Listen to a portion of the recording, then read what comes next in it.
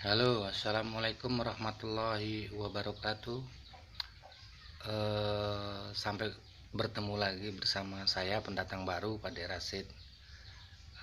Tujuan saya datang ke YouTube untuk membuat film itu tujuannya adalah untuk membagi pengalaman agar supaya orang-orang yang kepengen menanam cabai itu tidak sulit untuk mendapatkan pengetahuan masalah berkebun cabai.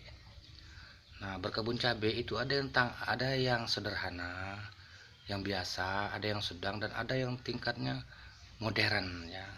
Penggunaan urea, KNO3 putih, KNO3 merah, boron, magnesium, kalsium, pupuk mikro, makro, dan segala bagainya. Itu terlalu rumit.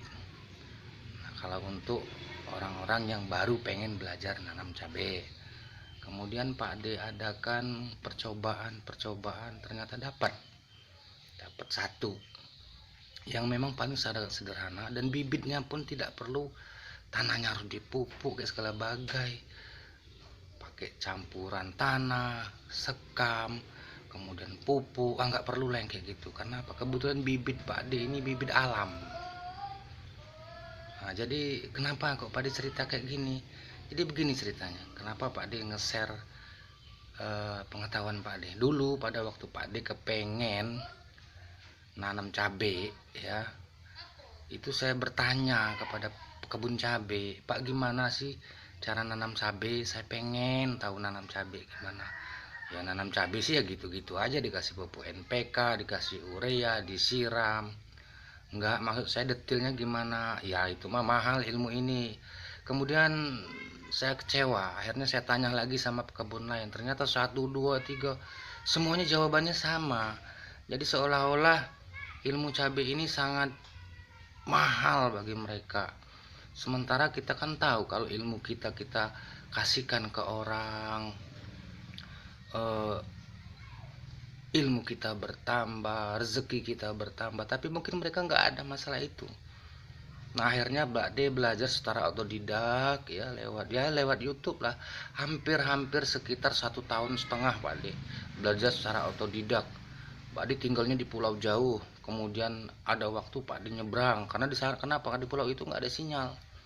Belajar, kemudian praktek, uji coba, akhirnya alhamdulillah berhasil. Bahkan Pak D menemukan bibit yang tahan terhadap hama ya. Hamanya cuma satu, lalat buah yang susah benar itu di Pulau Enggano, itu di Pulau Pak D itu kalau buahnya wah sampai patah-patah. Cuma ya itu musuhnya itu lalat buah itu, nyerah Pak D. Akhirnya Pak D putar ke kota lagi, coba nanam di kota, alhamdulillah bagus. Nah, Pak D juga sudah menemukan bibit. Itu mungkin kalau untuk orang-orang yang mengetahui ilmu cabai itu mungkin kualitas 2 setelah bibit super ya. Cuma Pak D kasih nama cabai ini cabai sampah karena ketemunya di sampah, tumbuhnya di sampah, tumpukan sampah. Kemudian sehat, buahnya bagus, lebat. Nanti Pak D lihatkan, tunjukkan buahnya ya. Nah, jadi jangan sampai maksud Pak D, orang-orang yang pengen berkebun cabai itu nasibnya seperti Pak D ya, nasibnya seperti Pak D. Jadi dalam share ilmu ini Pak D akan menunjukkan dulu bagaimana cabai ini bentuknya. Kalau share, kalau pengen, nanti Pak D ajarkan mulai dari pembuatan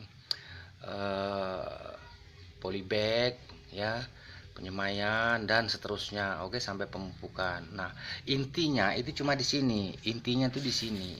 Ini cabenya ya. Nah, intinya tuh cuma di sini, di polybagnya ini, di polybag ini intinya. Pupuk dasarnya itu cuma di polybag ini. Setelah itu ada tanah, nggak perlu diolah, langsung aja ditanam. Terus kalau pohonnya kuning agak keriting, dah kita kasih aja kapur sirih, kapur pertanian ya, itu aja. Yang lain tuh udah nggak, cukup disiram dengan air beras ya. Kalau nggak ada air beras, air rebusan lontong. Kalau nggak ada air rebusan lontong, pakai air rebusan kedelai ya, atau pakai air tajin, itulah, atau pakai air garam, atau kalau untuk pertumbuhan, kalau udah mulai berbuah pakai air Ajinomoto. Itu aja gampang. Mari kita tunjukkan.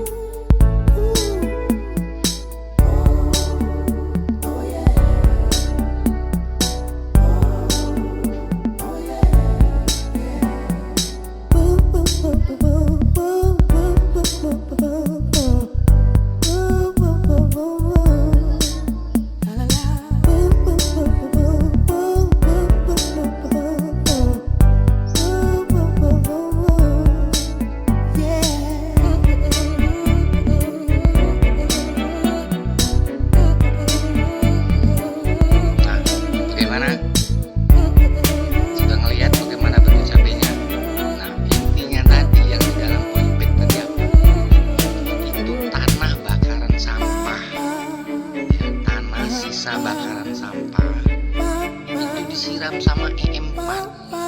Cuma itu aja, nggak susah-susah ya. Nah, nantilah kita praktek pada minggu depan ya. Oke, sekian saja. Assalamualaikum.